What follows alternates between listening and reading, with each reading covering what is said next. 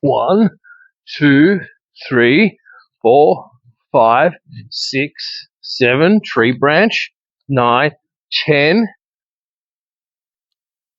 Sounds good to me. Hi everyone, how's it all going? Welcome to another episode of Did You Know? Fun facts about fun things. And of course, this series is dedicated to mythical creatures.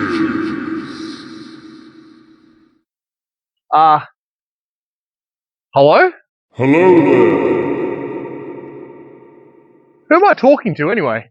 I am the Enchanted Forest, protector of this land. Wow.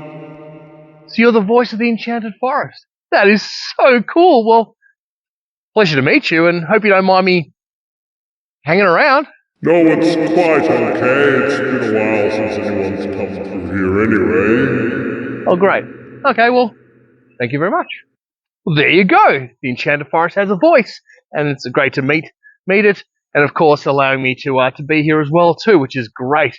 But I've just been sort of trying to measure out this Enchanted Forest. It's quite big. I'm not getting sort of too many good results because it just keeps on going. So, but yeah. But anyway, sort of push on with it though. But this episode is about gnomes. You know, those little creatures that with the big pointy hats. Common ones are those garden gnomes that you see in gardens and whatnot. The little statues that sort of hang around too. And the theory behind those little statues is it brings good luck, it brings good fortune, and just keeps your garden safe from anything else. So, and the myth about them is certain gnomes will be protect the animals and protect the grass and the trees and make sure they thrive and grow and heal as they need to too. So there is a good little sort of thing to have in your garden, and they look quite nice. You can get them sort of doing all sorts of little bits and pieces too. But we're not talking about the garden variety. This episode we're talking about the little mythical creatures gnomes. You know what they do, what's their main jobs in their life, and what's going on too. And also found out during the research is there's different groups of gnomes as well too. Most of them are all good and friendly, but there is one group that's bit mischievous, you know, looking for trouble.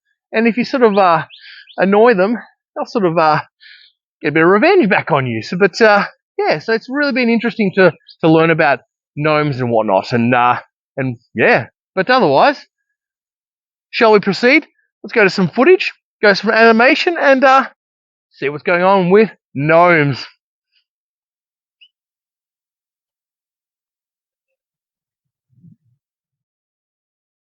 A gnome is a mythological creature and diminutive spirit in Renaissance magic and alchemy, introduced by Paracelsus in the 16th century and widely adopted by authors including those of modern fantasy literature.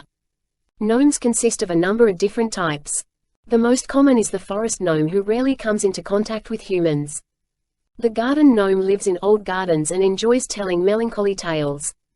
Dune gnomes are slightly larger than their woodland brethren and choose remarkably drab clothing.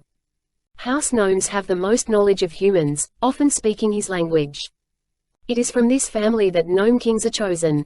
Farm gnomes resemble their house brethren but are more conservative in manner and dress. Siberian gnomes are much larger than the other types and have an infinitely more nasty nature. It is best never to evoke the ire of such gnomes, for they delight in revenge. Gnomes tend to live in hilly meadows and rocky woodlands.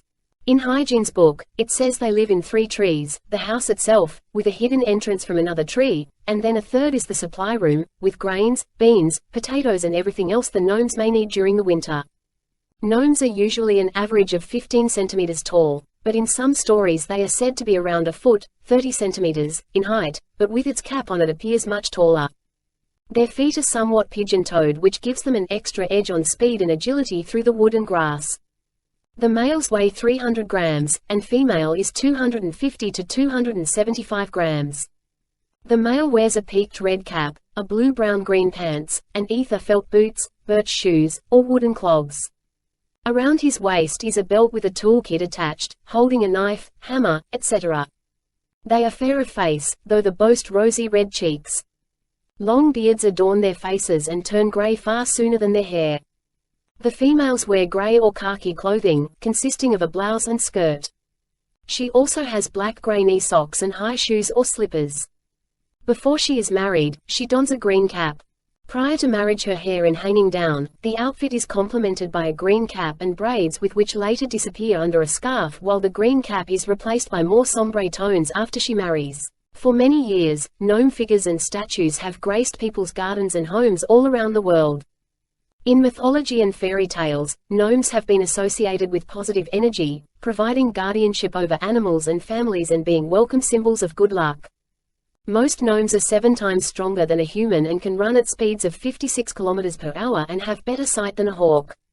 These abilities help the gnome to do many things, such as find wounded, dying animals for which they feel they are responsible for. Because of their love for animals, all the animals of the forest are the gnome's friends and are willing to help him at any time.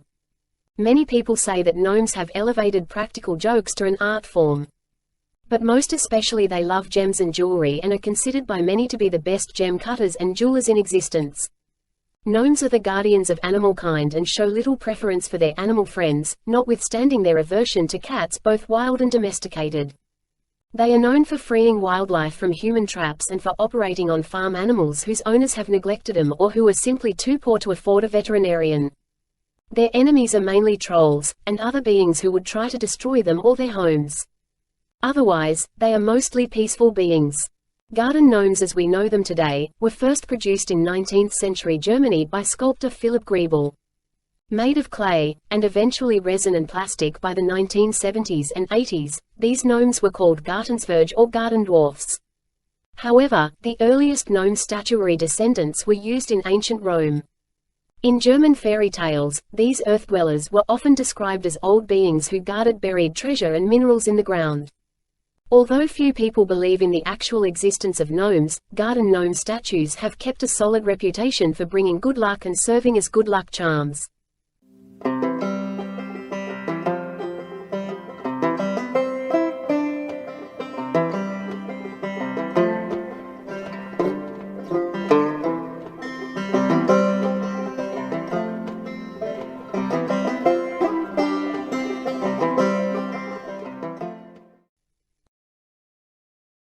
All right.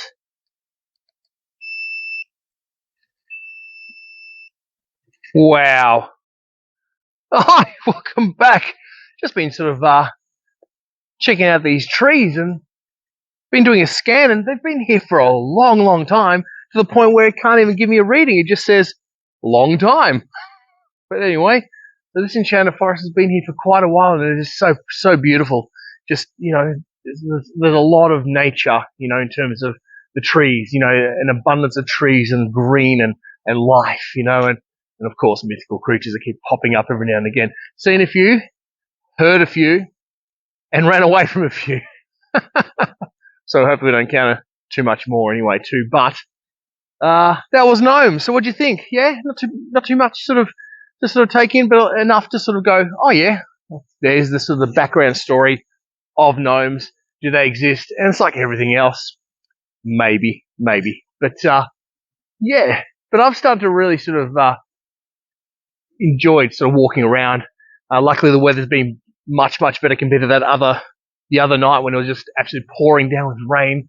The wind's a bit up at the moment, but a bit fresh, but not wet. So it's great. So hopefully it continues this way as we proceed through the series and all that too. But otherwise, that's about it. So we'll sort of wrap it all up for another one, and I'll let everyone go. And we'll catch you and everyone at the next episode of Did You Know?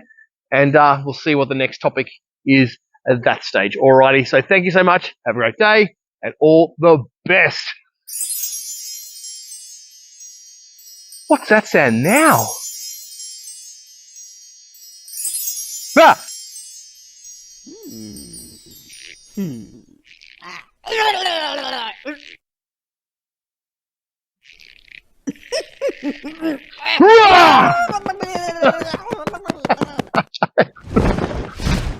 Oh no!